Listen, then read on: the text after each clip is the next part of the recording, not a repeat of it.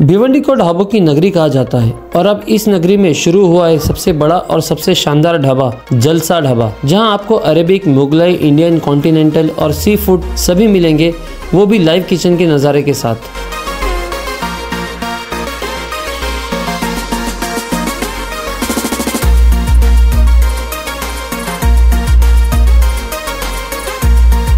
Conference, party, wedding, हर तरह के celebration के लिए सिर्फ एक ही नाम, जलसा ढाबा ॲट निंबोली नाका, ओल्ड नाशिक रोड, भिवंडी। परिषदेच्या प्रचार सभेमध्ये खास करून उपस्थित असलेल्या माझ्या सगळ्या महिला बहिणी आणि खरोखरच या व्यासपीठावर उपस्थित असलेले महिला शक्ती, घर जेव्हा असतं घर, त्या घरामध्ये जोपर्यंत स्त्री नसते तोपर्यंत घर अपूर्ण असते। घरामध्ये प्रत्येक पुरुष घरी आल्यानंतर त्या स्त्रीला घाबरत असतो आणि ही निसर्गाची आणि देवाची दैवत आहे आणि ते तसंच लिहिलं गेलेलं आहे।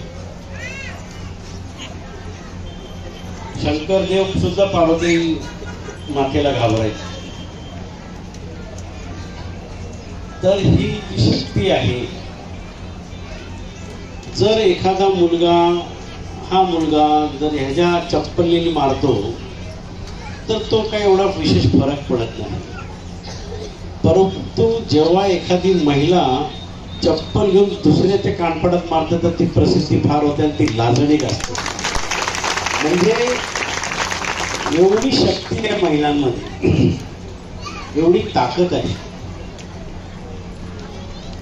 तर ती ताकद माझ्या कोंबडपाड्याच्या रहिवासीच्या महिलांमध्ये आहे तेवढी। आणि मी कोणाला तुम्हाला चप्पल मारायला सांगत नाही किंवा कोणाला शिव्या करायला सांगत नाही, कारण का आमच्यामध्ये, तुमच्यामध्ये, सगळ्यांच्या मध्ये संस्कार आहेत। कुठलीही जाती धर्माचे तुम्ही जरी आपण असलो तरी संस्कार जो आहे तो आपल्या आई वडिलांपासून आलेला आहे। तर हे संस्कार कसे असतात, आजच्या तारखेमध्ये आपण देवापुढे जातो, देवापुढे गेल्यानंतर देवाच्या पायावरती आपण नतमस्तक होतो किंवा हात लावतो देवाच्या पायाला, तर तिथे कडकपणा वाटतो जरा काहीतरी। पण जेव्हा आपण आपल्या आई वडिलांच्या पाया पडतो तर तिथे नरम असतो, म्हणजे हे जे आहे ना दैवत आहे। कारण की ज्याने आपल्याला जन्म दिलेला आहे त्या जन्म दिलेल्या आई वडिलांनी आपल्याला ते चांगले संस्कार दिलेले आहेत। ते संस्कार आमच्या कोंबडपाड्यामध्ये आहे। आम्ही दुसऱ्यांबद्दल काय बोलावं, आम्हाला तेवढा वेळ नाहीये। आम्ही किती चांगले आहोत ते आम्ही बोलू, आमचं महिला वर्ग किती चांगला आहे त्याच्याबद्दल आम्ही बोलू, आमच्या पाड्यामध्ये काय चाललंय हे आम्ही बोलू। आमच्या पाड्यामध्ये महिलांची एकता आहे, शक्ती आहे, म्हणून बाहेरचे लोक बोलतायत। म्हणजे हा एकोपा आहे म्हणून लोक जळतायत ना। आजच्या घरांमध्ये चुलत भाऊ, सख्खा भाऊ हे सुद्धा भांडत असतात, परंतु माझ्या घरात हा जो कोंबडपाडा आहे, कोंबडपाडा आणि जेवढे माझे महिला वर्ग आहे याच्यामध्ये भांडणच नाहीये। कारण की भांडण असतं तर एवढी लोक जमा झालीच नसती। कारण की रोज सकाळी उठल्यानंतर एक दुसऱ्याचा चेहरा बघायचा, एक दुसऱ्याची कामं बघायची। पण तुम्हाला सगळ्यांना एक स्वाभिमानाने मी सांगू शकतो की आज भिवंडी पूर्ण शहर फिरतो मी पश्चिम विभागामध्ये,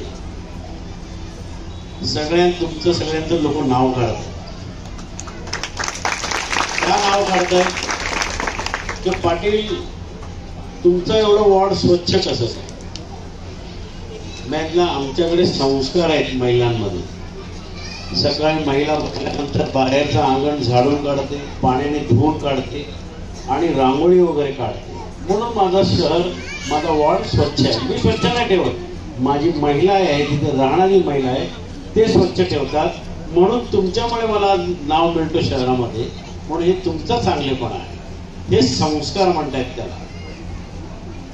सकाळी उठलं की अशी घाण पाणी फेकणारी लोक आमच्याकडे नाही. खाणारा अन्न आपण बाहेर फेकत नाही. तर हेच मी प्रत्येक सभेमध्ये फिरतो आणि तुमचं सगळ्यांना उदाहरण देतो मी की हे जे आहे हे संस्कार इकडे आले.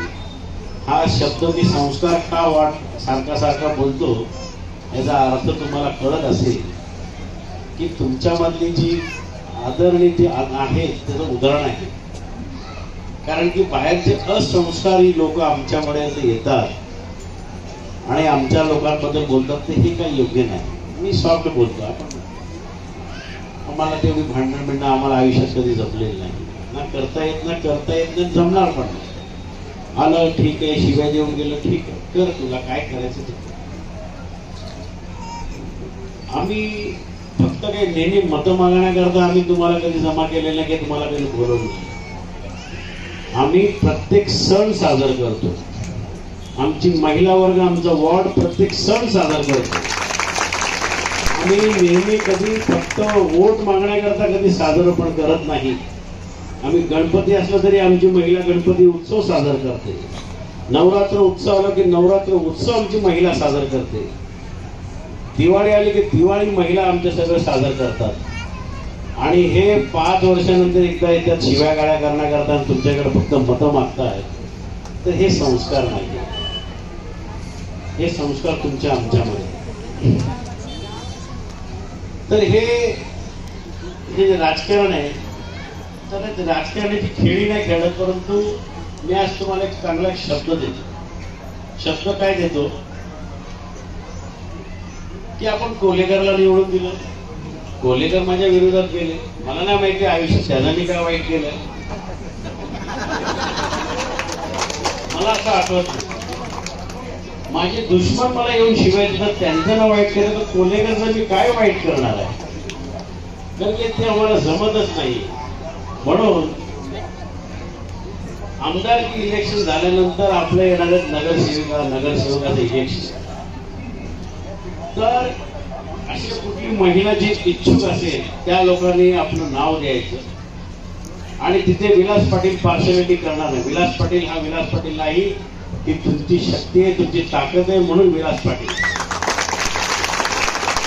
तर आपल्यामधनं मराठी समजतो सगळ्यांना.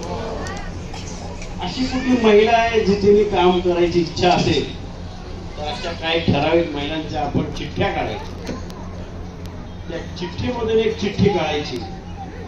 ज्या महिलाची चिठ्ठी निघेल तिला नगरसेविका करता आपण उभा करतो. हा मला शब्द आहे. तर हा लक्की नंबर कोणाचा निघतो मग तेव्हा भांडत का बसून माझे नाही काढले. तेव्हा हे आपलं नशीब आणि मी त्याच्याबरोबर राहणार. आणि असाच आपला हा समाज तसंच पुढे जाणार आहे. ज्यांना पुढे घेऊन गेलो एवढे मागणं दगड मारायला लागलेले आहेत. मग त्यापेक्षा ही जनता माझी जनार्दन किती काय वाईट आहे. तर इथे कोणाचे कोल्हेकरबद्दल वाईट बोलत नाही. परंतु मी केला काय मी अजूनपर्यंत विचार करतो मी केला काय बाबा. तर प्रतिभा पाटील हे विषय असे असतात. तुम्ही घरी म्हणताना काय म्हटलं हे सगळे विषय असतात. तुम्हाला आता फक्त प्रचार करता म्हणून तुम्हाला कळतो.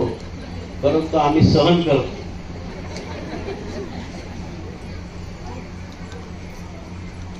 तर या ठिकाणी संपूर्ण शहरामध्ये आपला वॉर्ड नंबर 1 आहे.